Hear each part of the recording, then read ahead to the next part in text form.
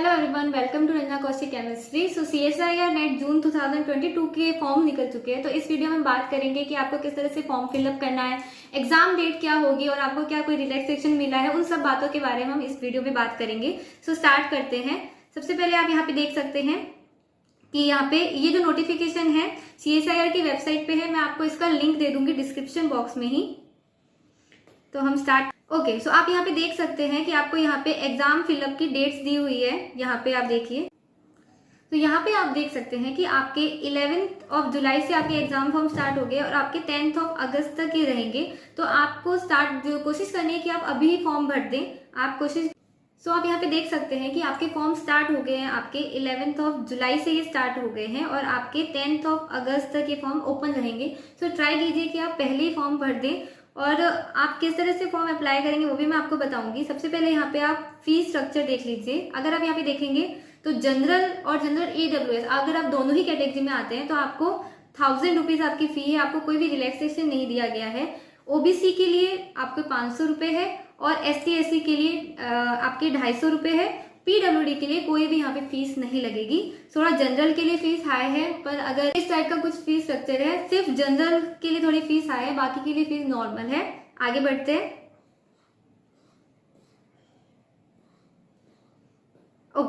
यहाँ पे आपको कुछ इंपॉर्टेंट नोटिस दिए हुए हैं। यहाँ पे आपको बताया हुआ है कि आपको आपके एग्जाम फॉर्म फिलअप की डेट क्या है, आपका एग्जाम किस तरह से होगा। तो ये कंप्यूटर बेस्ड एग्जाम हो गया है और इसमें आपको कितने टाइम मिलेंगे, 3 आवर्स आपको मिलेंगे। मेन आपको वेबसाइट का लिंक भी यहाँ पे गिवन है। आपको मेन वेबसाइट के लिंक पर जाकर ही अपना फॉर्म फिलअप करना है। दूसरी बात, यहाँ पे आपको डेट नहीं दी हुई है कि आपका एग्जाम कब होगा, बट CSIR ने रिसेंटली एक ट्वीट किया था, वो मैं अभी आपको यहाँ पे दिखाऊंगी। उस ट्वीट में उन्होंने लिखा है कि आपका सितंबर में ये एग्जाम लेंगे। सो मोस्ट प्रोबेबली हो सकता है कि ये एग्जाम सितंबर में ही हो। तो आप इसको सितंबर मान के चलिए कि आपका एग्जाम सितंबर में होगा। लगभग ये लेते हैं 15 सितंबर के आसपास ये एग्जाम 15 सितंबर के आसपास है, उसके बाद में ये एग्जाम होगा। तो इस तरह से आप अपना प्रिपरेशन मान के चलिए कि आपका एग्जाम सितंबर में है। बाकी अगर थोड़ा बहुत कोई चेंज होगा तो वो CSIR की वेबसाइट पे आपको देखने को मिल जाएगा। यहाँ पे आप देख सकते हैं कि आपको फेलोशिप के बारे में बताया कि आपको कितनी फेलोशिप मिलेगी।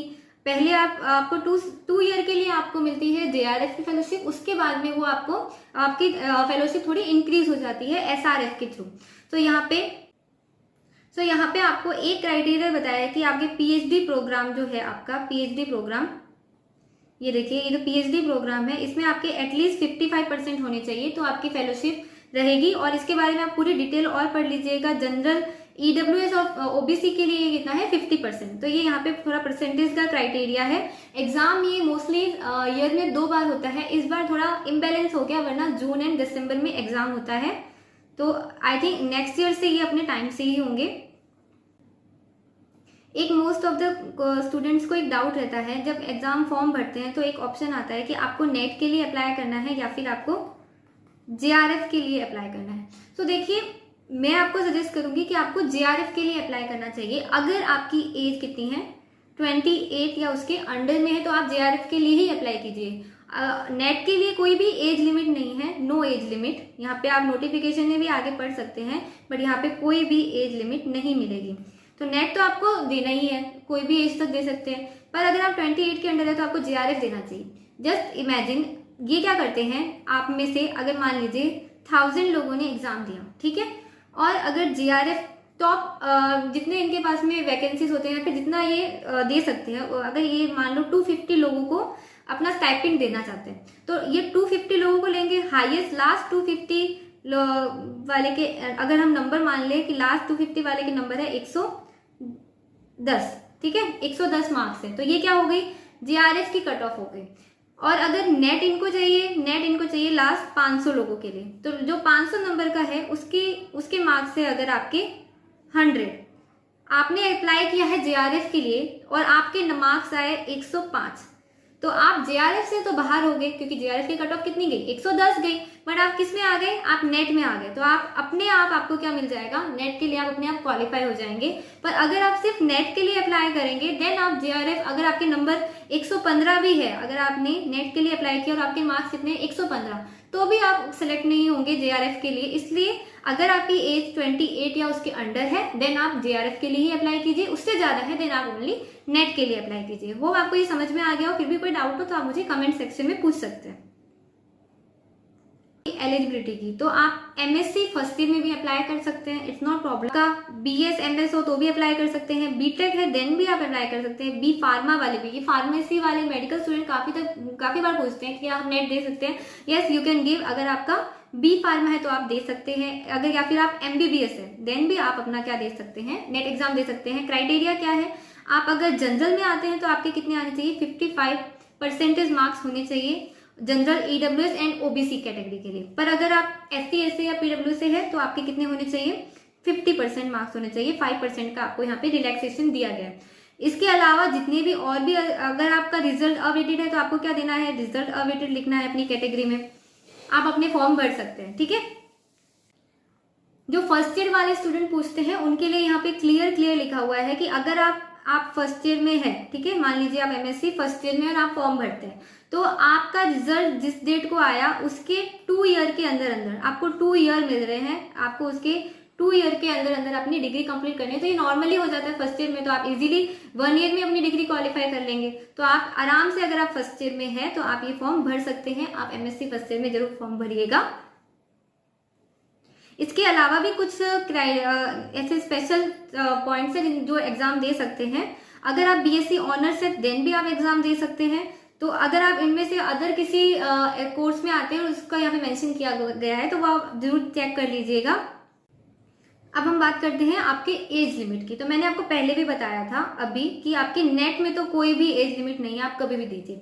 JRF में एज लिमिट है आपकी 28 एज होनी चाहिए। कब होनी चाहिए, आपकी एज होनी चाहिए 1 जुलाई 2021, यानी कोविड की वजह से इन्होंने 1 साल का आपको रिलैक्सेशन दिया है। अगर आप 1 जुलाई 21 को 28 के हो गए तो भी आप एग्जाम दे सकते हैं।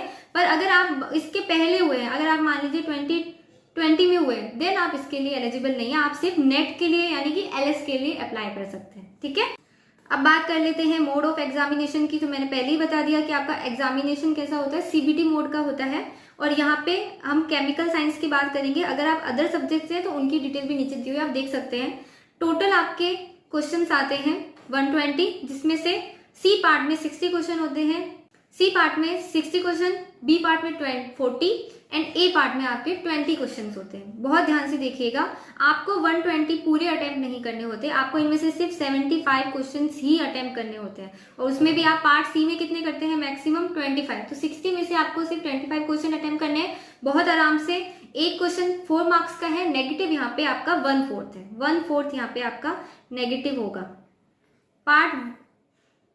पार्ट A और B के मार्क्स है आपके 2 मार्क्स के, और पार्ट C का आपका है 4 मार्क्स का, ठीक है। पार्ट A में आपको 15 क्वेश्चन करने हैं, यानी कि 20 में से आप 5 छोड़ सकते हैं। पार्ट B में आप 35 मैक्सिमम, ये मैक्सिमम है, इससे कम आप अटेम्प्ट कर सकते हैं, ठीक है। मैक्सिमम आप इतनी अटेम्प्ट कर सकते हैं। जैसे मान लीजिए आपने पार्ट C में 25 की जगह 26 अटेम्प्ट कर दिया, तो जो नंबर 26 है वो आपका काउंट नहीं होगा, उसके मार्क्स आपको नहीं मिलेंगे अगर आपका सही भी है तो भी, ठीक है। Now come to the syllabus की बात करते हैं तो मैं इसका लिंक आपको डिस्क्रिप्शन बॉक्स में दे दूंगी। वही सिलेबस है जो काफी टाइम से, पर जो न्यू स्टूडेंट है उनको सिलेबस नहीं मिलता तो इस वीडियो के नीचे ही आपको मिल जाएगा, या फिर आप इसकी मेन साइट से जाके भी डाउनलोड कर सकते हैं। ओके, अब यहाँ पे आपको लिस्ट दी हुई है कि किन किन सिटीज में आपका एग्जाम सेंटर होगा, तो ये आप अपने हिसाब से चेक कर लीजिएगा। हर स्टेट में आपके कुछ एग्जाम सेंटर्स बनाए जाते हैं, तो उनकी पूरी लिस्ट है। आप जिस भी स्टेट से बिलोंग करते हैं वहां पे आप देख सकते हैं, ठीक है। जैसे कि झारखंड, मध्य प्रदेश, सबके दिए हुए हैं। आप जहां से भी हैं तो सेंटर अपने नियरेस्ट से आप फिलअप कर सकते हैं।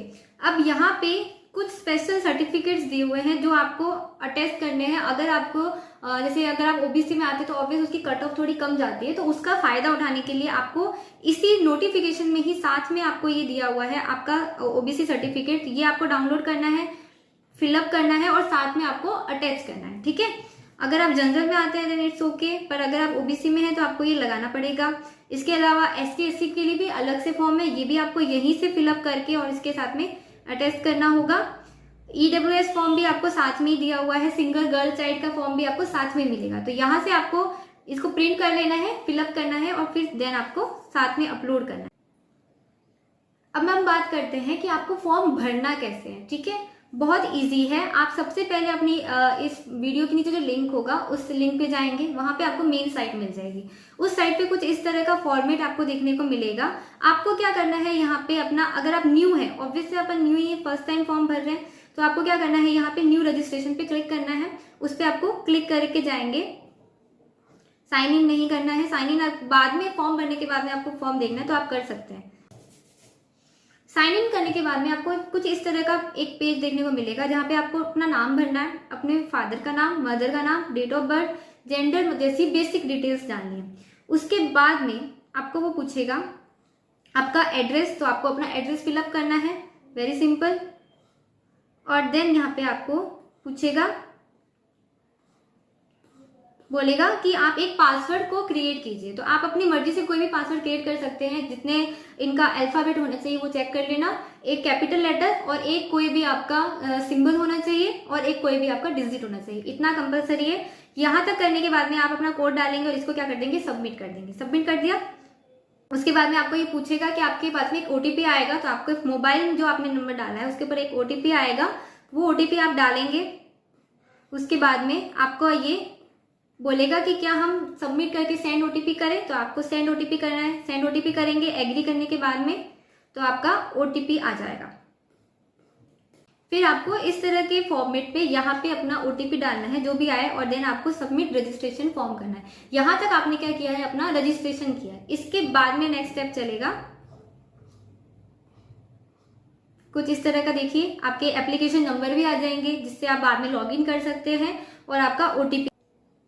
देन आप नेक्स्ट पेज पे चले जाते हैं, जहाँ पे आपको अपनी पर्सनल डिटेल फिलअप करनी है। आप यहाँ पे देख सकते हैं, बहुत ध्यान से देखिए, यहाँ पे अपना कैटेगरी डालनी है, आपकी डिसेबिलिटी डालनी है वगैरह,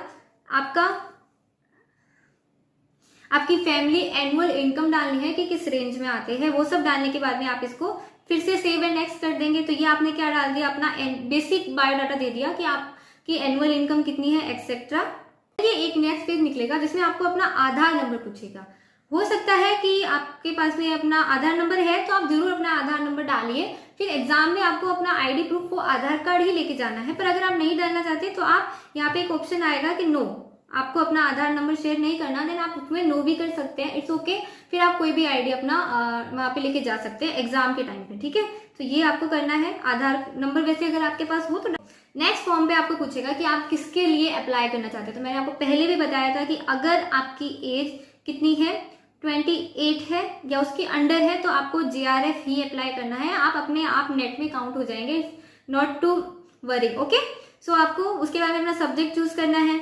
आपकी आपने किसमें स्पेशलाइजेशन किया है, MSc में। जैसे कि मेरा स्पेशलाइजेशन ऑर्गेनिक में था, तो मैं यहाँ पे क्या चूज करूंगी, ऑर्गेनिक। अगर आपका इनऑर्गेनिक है तो आप इनऑर्गेनिक चूज कीजिए। फिर आपको सिटी चूज करनी है कि आपको अपना सेंटर कहाँ पे चाहिए। आपको 4 ऑप्शन चूज करने पड़ेंगे अपने हिसाब से, जो आपके नियर बाय हो वो आप चूज कर लीजिएगा।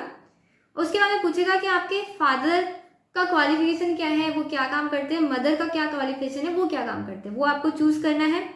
उसके बाद में क्या आप PhD कर रहे हैं अपने हिसाब से, तो वो आपको डिटेल भरनी है कि आप PhD में पहले से एनरोल है कि नहीं, वगैरह वगैरह। और फिर आपको इसको सेव कर लेना है। देन आ जाइए, आपको अपनी ग्रेजुएशन और पोस्ट ग्रेजुएशन की डिटेल्स डालनी है। आप पास हो गए हैं तो पास डालना है, रिजल्ट आना बाकी है तो रिजल्ट अपडेटेड डालना है। फिर आपने कौन सी स्ट्रीम में किया है, BSc, यहाँ पे BSc ऑनर्स है, यहाँ पे ऑप्शन नहीं मिलेगा आपको BSc का। अगर आपको BSc का ऑप्शन नहीं मिल रहा तो इसको आप क्या कर दीजिए, अदर कर दीजिए, और यहाँ पे आपने जो भी किया है उसका नाम लिख दीजिएगा कि हाँ हमने BSc किया है, ठीक है। और फिर आपकी यूनिवर्सिटी की डिटेल वगैरह डालनी है, आपके टोटल मार्क्स कितने आए वो डालने हैं, आपने कब एडमिशन लिया वो डालना है। तो ये बहुत ईजी है। जनरली कॉलेजेस में एडमिशन होता है 1 जुलाई से, यानी कि 1 जुलाई, और जिस भी ईयर में आपने एडमिशन लिया वो डेट आपको यहाँ पे डालनी है, एडमिशन की डेट, ठीक है। तो आप नॉर्मली 1 जुलाई या 1 जून, यहाँ पे इन्होंने 1 जून दिया है तो आप 1 जून भी डाल सकते हैं, फर्स्ट डेट डालनी है आपको, ठीक है। और नॉर्मली पिन कोड डालना है, जैसे कि आपके जैसे आपके जो डिस्ट्रिक्ट का पिन कोड है या फिर आपके यूनिवर्सिटी का जो पिन कोड है वो आपको यहाँ पे डालना है। ऐसे ही आपको पोस्ट ग्रेजुएट की डिटेल डालनी है और इसको सेव कर देना है।